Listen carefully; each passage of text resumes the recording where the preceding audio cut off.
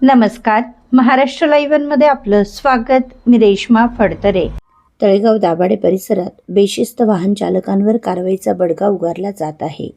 दादा, अण्णा, आप्पा यांची नावं घेऊन कारवाई होऊ नये म्हणून अरेरावी करणाऱ्या वाहन चालकांची गय केली जाणार नाही. जे वाहतुकीचा नियम पाळणार नाहीत त्यांच्यावर कारवाई होणारच, असे तळेगाव वाहतूक विभागाचे सहाय्यक पोलीस निरीक्षक गणेश लोंढे यांनी प्रसारमाध्यमांशी बोलताना सांगितलं. कायदा हा प्रत्येकासाठी समान आहे, त्यामुळे वाहतुकीच्या नियमांचे भंग करणाऱ्या काळ्या काचा असणाऱ्या गाड्यांवर कारवाई करण्यात आली. या गाड्यांचे फिल्मिंग पोलीस प्रशासनाकडून काढून टाकण्यात आले. त्यासोबतच दंडात्मक कारवाईही करण्यात आली.